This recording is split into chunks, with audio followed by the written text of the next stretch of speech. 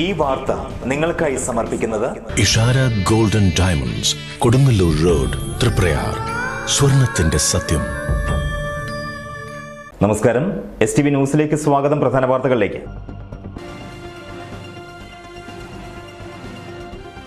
കയ്പമംഗലം വഞ്ചിപ്പുര കടപ്പുറത്ത് നിന്ന് വള്ളത്തിന്റെ എഞ്ചിൻ മോഷണം പോയതായി പരാതി.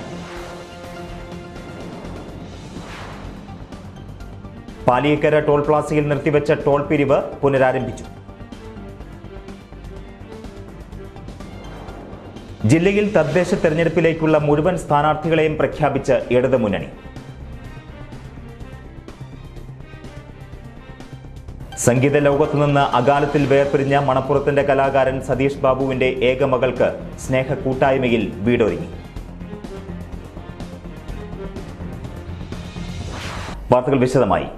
കയ്പമംഗലം വഞ്ചിപ്പുര കടപ്പുറത്ത് നിന്ന് വള്ളത്തിന്റെ എഞ്ചിൻ മോഷണം പോയതായി പരാതി.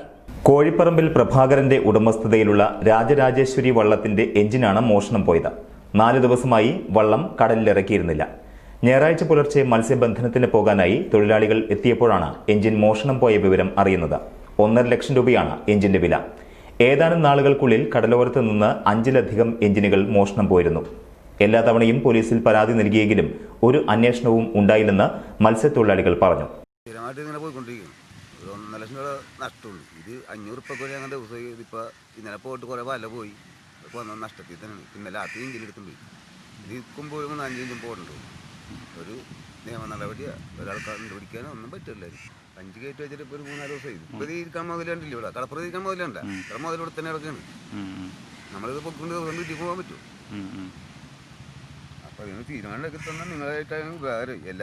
കഴിഞ്ഞ ദിവസം കടൽച്ചോറി പ്രതിഭാസത്തെ തുടർന്ന് കടലിൽ മത്സ്യബന്ധനത്തിന് പോയ 50ഓളം വള്ളങ്ങളിലെ വല നശിച്ചിരുന്നു. പാലിയേക്കര ടോൾ പ്ലാസയിൽ നിർത്തിവെച്ച ടോൾ പിരിവ് ഇന്നു മുതൽ പുനരാരംഭിച്ചു. രാവിലെ 8 മണിയോടെയാണ് പിരിവ് തുടങ്ങിയത്. ജീവനക്കാർക്ക് കോവിഡ് സ്ഥിരീകരിച്ചതിനെ തുടർന്ന് ടോൾ പിരിവ് നിർത്തിവെച്ചിരിക്കുകയായിരുന്നു. പുതിയ 65 ജീവനക്കാരെ എത്തിച്ച് പരിശീലനം നൽകിയാണ് ടോൾ പിരിവ് പുനരാരംഭിച്ചത്. ജീവനക്കാരുടെ കോവിഡ് നെഗറ്റീവ് പരിശോധനാ ഫലം ഇന്നലെ ആരോഗ്യവകുപ്പിന് കൈമാറിയിരുന്നു.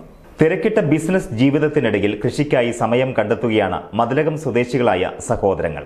കാർഷിക മേഖലയിൽ നിരവധി പുരസ്കാരങ്ങൾ നേടിയിട്ടുള്ള തായവള്ളിയിൽ പരേതനായ TR രാമന്റെ മക്കളായ വിശ്വനും പ്രദീപുമാണ് അച്ഛൻ പകർന്നു നൽകിയ കാർഷിക സംസ്കാരം അതേപോലെ നിലനിർത്തുന്നത്. 100ഓളം വരുന്ന വ്യത്യസ്ത ഇനം കോഴികൾ, താറാവുകൾ, 10ഓളം പശുക്കൾ എന്നിവ അടങ്ങുന്ന ചെറിയ ഫാം തുടങ്ങി വിശ്വന്റെ വീട്ടുപരിസരത്തെ കാഴ്ചകൾ ഇങ്ങനെ നീളുന്നു.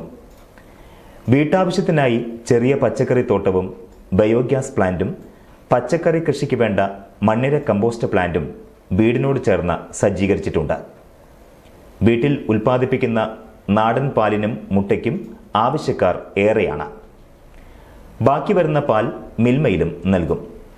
പുലർച്ചെ ആരംഭിക്കുന്ന വിശ്വന്റെ കൃഷിപ്പണിയിൽ ഭാര്യ ബിജുവിന്റെ പൂർണ്ണ സഹകരണവും ഉണ്ട്. പശു വളർത്തൽ, അതുപോലെ തന്നെ കോഴി വളർത്തൽ, പിന്നെ കുറച്ച് താറാവുണ്ട്. അത്യാവശ്യം കുളത്തിൽ മീൻ വളർത്തുന്നുണ്ട്. പിന്നെ നമ്മളൊക്കെ കുറച്ച് പച്ചക്കറി കാര്യങ്ങളൊക്കെ ആയിട്ട് എല്ലാ കാര്യങ്ങളും ഇങ്ങനെ ചേർത്തുകൊണ്ട് ഇപ്പോൾ മതിലകം കൃഷിഭവനിൽ നിന്ന് സംയോജിത കൃഷിക്കുള്ള ഒരു പ്രോത്സാഹനമൊക്കെ അവർ തന്നിട്ടുണ്ട്. കൃഷി തുടങ്ങിയിട്ട് ആദ്യമേ തൊട്ട് കൃഷിയിലുള്ളതാണ്. അച്ഛനായിട്ട് കൃഷിയിലുള്ളതാണ്. ഞങ്ങളിങ്ങനെ തുടർന്ന് പോകണമെന്ന് മാത്രമേ ഉള്ളൂ. ചെറുപ്പം മുതലേ മത്സ്യകൃഷിയിൽ തൽപരനായ പ്രദീപ് 10 സെന്റോളം വരുന്ന കുളത്തിൽ gourami, grass carp, കട്ട്ല, റോഹു, mrigal, tilapia, വാള എന്നിവ കൃഷി ചെയ്യുന്നുണ്ട്. കൂടാതെ വീടിന്റെ ടെറസിലും പറമ്പിലുമായി പയർ, വെണ്ട, തക്കാളി, പാവയ്ക്ക, വഴുതന, പച്ചമുളക്, കൂർക്ക, നേന്ത്രവാഴകൾ, കപ്പ, മഞ്ഞൾ തുടങ്ങിയവയും കൃഷി ചെയ്തു വരുന്നു. മതിലകം പാപ്പിനിവട്ടം ബാങ്കിന്റെ പ്ലാന്റ് ഹെൽത്ത് ക്ലിനിക്കിൽ നിന്ന് വാങ്ങുന്ന തൈകളും വളവുമാണ് കൃഷിയിടത്തിൽ ഉപയോഗിക്കുന്നത്. ഞാൻ സത്യം പറയണതിൽ കൃഷിയിലേക്ക് വന്നത് തന്നെ അച്ഛൻ അറിയപ്പെടുന്ന ഒരു കൃഷിക്കാരനായിരുന്നു. അപ്പം അച്ഛൻ്റെ കൂടെ ഇങ്ങനെ ചെറുപ്പത്തിലെ കൃഷിപ്പണികളിലൊക്കെ സഹായിച്ച് ഇങ്ങനെ നിന്ന് അങ്ങനെയാണ് കൃഷിയോടൊരു താല്പര്യം തോന്നിയിട്ടുള്ളത്. ചെറുപ്പം മുതൽ എനിക്ക് മത്സ്യകൃഷിയിൽ ഭയങ്കര താല്പര്യമാണ്. അപ്പോൾ അന്നേ മുതൽ വീട്ടിലിങ്ങനെ കുളത്തിൽ മത്സ്യകൃഷിയൊക്കെ ചെയ്യാറുണ്ട്. ഇപ്പോൾ കുറച്ചും കൂടിയും വിപുലമായിട്ട് ചെയ്യുന്നുണ്ട്. പിന്നെ ജാതി ഉണ്ട്, ഒരു 10-100 ജാതി ഒക്കെ ഉണ്ട്. പിന്നെ മുളക്, കോളിഫ്ലവർ, കാബേജ്, വഴുതന, പയർ, തക്കാളി ഒക്കെ വീട്ടിൽ. പച്ചക്കറി അത്യാവശ്യം ക്യാരറ്റ്, ബീറ്റ്റൂട്ട് അങ്ങനെ എല്ലാം അല്ലാത്ത എല്ലാം വീട്ടിലുണ്ടാവാറുണ്ട്. പിന്നെ ഇപ്പോൾ ഇവിടെ പുള്ളി ഇഷ്ടംമാതിരി ഉണ്ട്, കൂർക്ക ഉണ്ട്, പിന്നെ നേന്ത്രവാഴ ലാഭകരമല്ല എന്ന് എല്ലാവരും പറയും. പക്ഷേ എനിക്ക് ലാഭകരമായിട്ടാണ് തോന്നുന്നത്. ഇതുണ്ടെങ്കിൽ അത്യാവശ്യം നല്ല കൊലകളൊക്കെ കിട്ടുന്നുണ്ട്. വലിയ ഈ പറയുന്ന റിസ്ക് ഒന്നും എനിക്ക് തോന്നാറില്ല. പിന്നെ ഞാലിപ്പൂവനുണ്ട്, പൂവനുണ്ട്, അങ്ങനെ എല്ലാ തരം വാഴകളും ഞാൻ ചെയ്യാറുണ്ട്. അവധി ദിവസങ്ങളിൽ മുഴുവൻ സമയവും കൃഷിയിൽ കർമ്മനിരതനായ പ്രദീപിനൊപ്പം മക്കളായ ആനന്ദ് റാമും അഭിനന്ദ് റാമും കൂടെയുണ്ടാകും. പ്രദീപിന്റെ ഭാര്യ Swapna Mathilakam saint Joseph higher secondary സ്കൂളിലെ അധ്യാപികയും പാപ്പിനിവട്ടം സഹകരണ ബാങ്ക് ഡയറക്ടറുമാണ്. 80 വയസ്സുള്ള അമ്മ പങ്കജാക്ഷിയും ഈ സംരംഭത്തിൽ തന്റേതായ കയ്യൊപ്പ് ചേർക്കുമ്പോൾ കാർഷിക വിജയത്തിന് മധുരം ഏറുകയാണ്. അനധികൃതമായി പണം പലിശയ്ക്ക് കൊടുത്തിരുന്നയാളെ കയ്പമംഗലം പോലീസ് അറസ്റ്റ് ചെയ്തു. എടത്തിരുത്തി ചൂലൂർ സ്വദേശി തണ്ടയാമ്പറമ്പിൽ ബിജുവിനെയാണ് SI KS സുബിന്ദും സംഘവും അറസ്റ്റ് ചെയ്തത്. ഇയാൾ വീട്ടിൽ വെച്ച് ചെക്കും പ്രോമിസറി നോട്ടും മുദ്രപത്രങ്ങളും ഈടായി വാങ്ങി അമിത പലിശയ്ക്ക് പണം നൽകി വരികയായിരുന്നു. രഹസ്യ വിവരത്തെ തുടർന്ന് നടത്തിയ പരിശോധനയിൽ നിന്ന് ചെക്കുകളും മുദ്രപത്രങ്ങളും മറ്റ് രേഖകളും പോലീസ് കണ്ടെടുത്തു. പ്രതിയെ കോടതിയിൽ ഹാജരാക്കി. SIമാരായ Jishil, Patrick, senior CPO Najeeb Bava, Anoop, Rahul Raj എന്നിവരും അന്വേഷണ സംഘത്തിലുണ്ടായിരുന്നു. കേരള മുസ്ലിം ജമാഅത്ത് കയ്പമംഗലം സോൺ കമ്മിറ്റിയുടെ നേതൃത്വത്തിൽ 3 പീടിക കേന്ദ്രമാക്കി നടത്തിവരാനുള്ള മദ്ഹ് റസൂൽ കോൺഫറൻസ് ഈ മാസം 17 നടക്കും. ഇത്തവണ മുഹമ്മദ് നബി അനുപമ വ്യക്തിത്വം എന്ന ശീർഷകത്തിൽ അതിവിപുലമായി പ്രത്യേക കോവിഡ് പശ്ചാത്തലത്തിലും ആഘോഷിക്കുകയാണ്. ഈ വരുന്ന 17-ാം തീയതി മദ്ഹ് റസൂൽ കോൺഫറൻസ് നടത്തുമ്പോൾ അതിൻ്റെ ഭാഗമായി കയ്പമംഗലം സോൺ പരിധിയിലെ 15,000 ആളുകൾക്ക് ഭക്ഷണ വിതരണം നടത്തുകയാണ്. തബറുക്ക് വിതരണം ഇന്ന് രാവിലെ ആരംഭിച്ച തബറുക്ക് വിതരണം സോണിലെ പരിധിയിലെ മുഴുവൻ കുടുംബങ്ങളിലെയും കുടുംബങ്ങളിലേക്ക് നേരിട്ട് പ്രവർത്തകരെ എത്തിച്ചു കൊടുക്കുന്ന ഒരു രീതിയാണ് ക്രമീകരിച്ചത്. കോവിഡിന്റെ പശ്ചാത്തലത്തിൽ ഓൺലൈൻ മുഖാന്തരമാണ് നടത്തപ്പെടുന്നത്. 17 നടക്കുന്ന പരിപാടിയിൽ അഖിലേന്ത്യാ സുന്നി ജംഇയ്യത്തുൽ ഉലമ സെക്രട്ടറി കാന്തപുരം AP അബൂബക്കർ മുസ്ലിയാർ ഉദ്ഘാടന കർമ്മം നിർവഹിക്കും. ഇതോടനുബന്ധിച്ച് ഞായറാഴ്ച ഭക്ഷണ വിതരണം നടത്തി. 5000 കുടുംബങ്ങളിലേക്ക് 15,000 പേർക്കുള്ള ഭക്ഷണം ഓരോ യൂണിറ്റുകളുടെയും നേതൃത്വത്തിൽ വിതരണം ചെയ്തു. സ്വാഗത സംഘം ചെയർമാൻ സയ്യിദ് സൈനുദ്ദീൻ സഖാഫി ഭക്ഷണ വിതരണം ഉദ്ഘാടനം ചെയ്തു.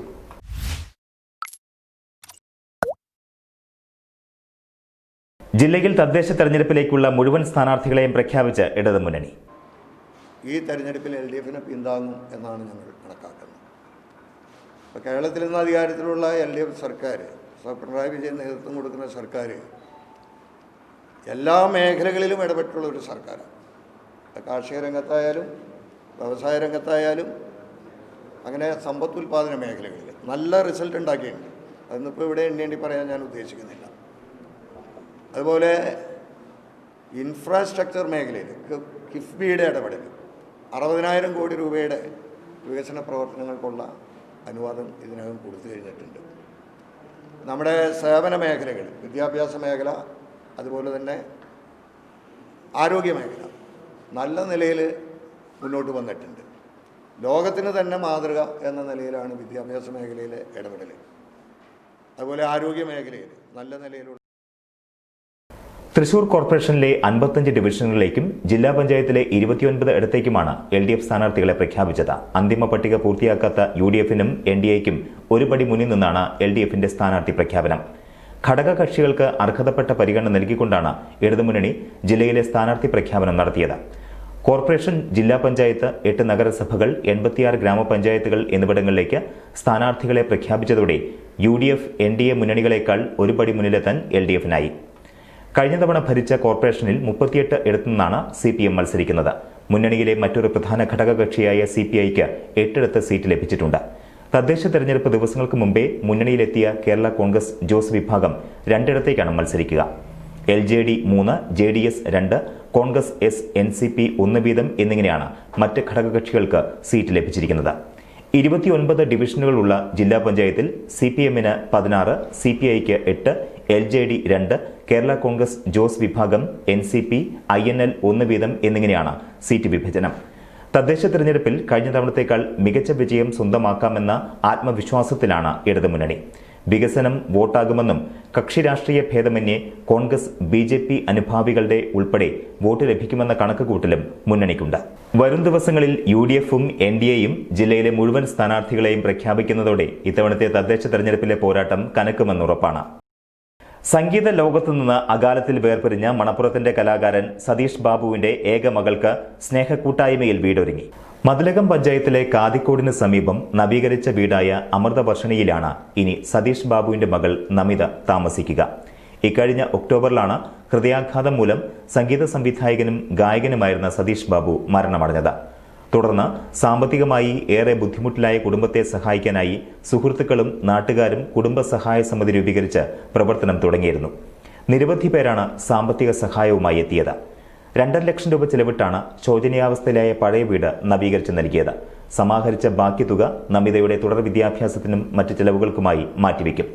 നവീകരിച്ച വീടിന്റെ ഗൃഹപ്രവേശം E.T. ടൈസൺ MLA നിർവഹിച്ചു. അതിനൊരു പ്രായശ്ചിത്തം ചിലപ്പോൾ ഒരുപക്ഷെ മനസ്സിലുണ്ടാകാം. നമുക്ക് എല്ലാവർക്കും നമ്മളെക്കാൾ കൂടുതൽ ചെയ്യണം എന്ന രീതിയിൽ വരുവാനുണ്ടായ കാരണം അതാണ്.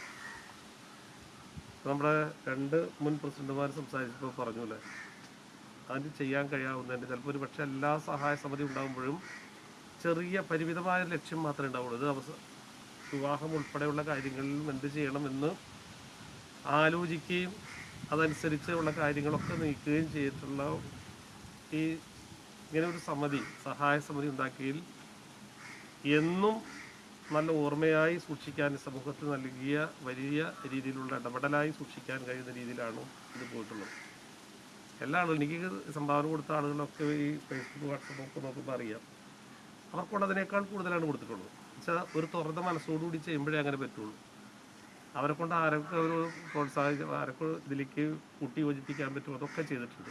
സമിതി ചെയർമാൻ EG സുരേന്ദ്രൻ അധ്യക്ഷനായി. Convener KK Sachith, treasurer TS Sajeevan, MS Dileep തുടങ്ങിയവർ സംസാരിച്ചു. തദ്ദേശ തെരഞ്ഞെടുപ്പിലെ പേയ്മെന്റ് സീറ്റുകൾക്കെതിരെ പ്രമേയവുമായി KSU തൃശൂർ ജില്ലാ കമ്മിറ്റി. സ്ഥാനാർത്ഥിത്വത്തിന്റെ മാനദണ്ഡം പണമാകരുതെന്നും 3 തവണ മത്സരിച്ചവരെ മാറ്റി നിർത്തി യുവാക്കൾക്ക് പ്രാതിനിധ്യം നൽകാൻ നേതൃത്വം തയ്യാറാകണമെന്നും KSU പ്രമേയത്തിലൂടെ ആവശ്യപ്പെട്ടു. ജില്ലയിൽ കോൺഗ്രസ് സ്ഥാനാർത്ഥി നിർണയവുമായി ബന്ധപ്പെട്ട ചർച്ചകൾ പുരോഗമിക്കുന്നതിനിടെയാണ് KSU ജില്ലാ കമ്മിറ്റി പേയ്മെന്റ് സീറ്റുകൾക്കെതിരെ പ്രമേയം അവതരിപ്പിച്ചത്. സ്ഥാനാർത്ഥിത്വത്തിന്റെ മാനദണ്ഡം പണമാകരുതെന്ന് ഓർമ്മിപ്പിച്ച കമ്മിറ്റി പാർട്ടി സീറ്റുകൾ ആരുടെയും കുടുംബ സ്വത്താക്കി മാറ്റാൻ അനുവദിക്കരുതെന്നും പറയുന്നു. ഇക്കാര്യത്തിൽ KPCC മാനദണ്ഡങ്ങൾ കർശനമായി പാലിക്കാൻ ജില്ലാ നേതൃത്വം തയ്യാറാകണമെന്നും KSU വ്യക്തമാക്കി. 3 പ്രാവശ്യം മത്സരിച്ചവരെ മാറ്റി നിർത്തി യുവാക്കൾക്ക് കൂടുതൽ പ്രാതിനിധ്യം നൽകാൻ നേതൃത്വം തയ്യാറാകണമെന്നും KSU ജില്ലാ കമ്മിറ്റി ആവശ്യപ്പെട്ടു. അതേസമയം യുവാക്കൾ പാർട്ടിയുടെ കൂലിപ്പണിക്കാരല്ല എന്ന് ചൂണ്ടിക്കാട്ടിയ കമ്മിറ്റി യുവാക്കളെ പരിഗണിക്കാതെ സീറ്റ് നൽകുന്ന ഗ്രൂപ്പ് നേതൃത്വങ്ങളോട് കടുത്ത ഭാഷയിൽ പ്രതികരിക്കുമെന്നും താക്കീത് നൽകുന്നുണ്ട്. ചളിങ്ങാട് ഹിദായത്തുൽ ഇസ്ലാം മദ്രസ മിലാദ് കമ്മിറ്റികളുടെ ആഭിമുഖ്യത്തിൽ നബിദിനാഘോഷത്തോടനുബന്ധിച്ച് ഭക്ഷണ മാംസ വിതരണം നടത്തി. ചളിങ്ങാട് മഹലിലെ താമസക്കാരായ 1500-ൽ പരം കുടുംബങ്ങൾക്കാണ് വിതരണം ചെയ്തത്. നിലവിലെ കോവിഡ് നിയന്ത്രണങ്ങൾ പാലിച്ചുകൊണ്ട് ഭക്ഷണം വീടുകളിലേക്ക് എത്തിച്ചു നൽകുകയായിരുന്നു. മഹൽ ഖത്തീബുമാരായ M. Muhammad Faizi, KP Aboobacker Saidi, Milad committee chairman TM Hussain, madrasa president PA Anas, PM Usman Haji, TA Ahmed, PA Anwar തുടങ്ങിയവർ നേതൃത്വം നൽകി. തൃശൂർ തൃക്കൂർ സ്വദേശി സജീവൻ മിനി ദമ്പതികൾ ഇക്കുറിയും ചുവരെഴുത്തിന്റെ തിരക്കിലാണ്. കഴിഞ്ഞ 15 വർഷമായി തെരഞ്ഞെടുപ്പ് കാലമായാൽ എല്ലാ രാഷ്ട്രീയ പാർട്ടികൾക്ക് വേണ്ടിയും ഈ ദമ്പതികൾ തന്നെയാണ് ചുവരെഴുതുന്നത്. തൃക്കൂർ പഞ്ചായത്തിലെ സ്ഥാനാർത്ഥികൾക്ക് വേണ്ടിയാണ് പ്രധാനമായും ചുവരെഴുതുന്നത്. തൃക്കൂർ കൂടാതെ പുത്തൂർ പഞ്ചായത്തിലും ഇവർ ചുവരെഴുത്തിനായി ഇറങ്ങാറുണ്ട്. താമരയും കൈപ്പത്തിയും അരിവാൾ ചുറ്റികയും പേരുകളുമൊക്കെ പലയിടത്തായി വരച്ചു തീർത്തു. സ്ഥാനാർത്ഥികൾക്കായി ചുവരെഴുതി പ്രസിദ്ധനായ സജീവൻ തൃക്കൂർ പഞ്ചായത്തിൽ സ്ഥാനാർത്ഥിയായി 2 തവണ വിജയിക്കുകയും ചെയ്തിട്ടുണ്ട്. ഓരോ തവണ LDF-ലും UDF-ലും മത്സരിച്ചാണ് പഞ്ചായത്ത് അംഗമായത്. വീട്ടിൽ വെച്ച് ചെയ്യുന്ന വർക്കുകളിൽ വർഷങ്ങളായി ഭാര്യ മിനി സഹായിക്കാറുണ്ടെങ്കിലും 15 വർഷം മുമ്പ് മുതലാണ് ചുവരെഴുത്തിനായി ഭർത്താവിനൊപ്പം ഇറങ്ങിയത്. അതിപ്പോൾ വീട്ടിൽ വർക്ക് ചെയ്തപ്പോൾ ചേട്ടൻ്റെ വർക്കുകളൊക്കെ ഞാൻ സഹായിക്കാറുണ്ട്. പിന്നെ ഇപ്പോൾ പുറമേക്ക് പോരുമ്പോൾ ആൾ വിളിച്ചു, ഇങ്ങനെ ആൾക്കാരെ കിട്ടാനില്ല, ജോലിക്ക് ആളെ കിട്ടാനില്ലാന്ന് പറഞ്ഞപ്പോൾ വിളിച്ചപ്പോൾ ഞാൻ പറഞ്ഞു ഞാൻ വരാം, എനിക്ക് കുഴപ്പമൊന്നുമില്ല, ആളുടെ കൂടെയല്ലേ, എനിക്ക് പേടിക്കേണ്ട കാര്യമില്ലല്ലോ. അപ്പോൾ അങ്ങനെ അല്ല, അതിൽ വേറെ കാര്യം കൂടി ഉണ്ട്. ഒരു വർക്കറെ വിളിച്ചു കഴിഞ്ഞാൽ 1200 ചിലവൊക്കെ കൊടുക്കണം. ഇതാകുമ്പോൾ 500 300 എന്ത് കൊടുത്താലും ഒന്നും കൊടുത്തില്ലല്ലോ. കുഴപ്പമില്ലല്ലോ. അതാണ് മെയിൻ. അപ്പോൾ നമ്മൾ കുറച്ച് കാശ് കുറഞ്ഞാലും നമ്മളത് അഡ്മിറ്റ് ചെയ്യണം, നമ്മൾ ചെയ്യണം. പക്ഷെ വർക്കിന്റെ ആത്മാർത്ഥത്തിൽ നമ്മൾ കളർഫുള്ളായിട്ട് എല്ലാ മാക്സിമം നമ്മൾ വർക്ക് ചെയ്യും. അതൊക്കെ രാത്രിയും പകലൊക്കെ ആയിരുന്നു. പണിക്ക് ആളെ കിട്ടാത്തതും ഭീമമായ കൂലിയുമാണ് ഭാര്യയെ കൂടെ കൂട്ടാൻ സജീവനെ പ്രേരിപ്പിച്ചത്. എല്ലാ പാർട്ടിക്കാരുമായും അടുത്ത ബന്ധം സൂക്ഷിക്കുന്ന സജീവൻ ജോലിയിൽ ശ്രദ്ധ കേന്ദ്രീകരിച്ചിരിക്കുന്നതിനാൽ തൽക്കാലം രാഷ്ട്രീയം ഉപേക്ഷിച്ചിരിക്കുകയാണ്. തെരഞ്ഞെടുപ്പ് കാലത്ത് സാമാന്യം ഭേദപ്പെട്ട വരുമാനമുള്ളതിനാൽ ഈ ആർട്ടിസ്റ്റ് ദമ്പതികൾ ഇപ്പോൾ തിരക്കിലാണ്. ഇനി സ്വർണ്ണവില. ഇന്നത്തെ സ്വർണ്ണവില നിങ്ങൾക്കായി അവതരിപ്പിക്കുന്നത് മംഗല്യ ജ്വല്ലേഴ്സ്, കയ്പമംഗലം, കാളമുറി. പ്രധാന വാർത്തകൾ ഒരിക്കൽ കൂടി.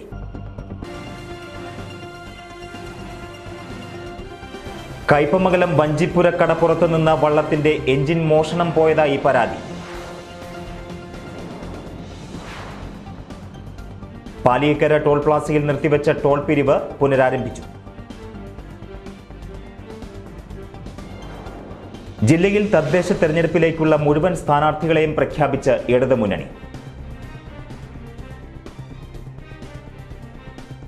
സംഗീത ലോകത്തു നിന്ന് അകാലത്തിൽ വേർപിരിഞ്ഞ മണപ്പുറത്തിന്റെ കലാകാരൻ സതീഷ് ബാബുവിന്റെ ഏക മകൾക്ക് സ്നേഹ കൂട്ടായ്മയിൽ വീടൊരുങ്ങി. വാർത്തകൾ കഴിഞ്ഞു. നമസ്കാരം.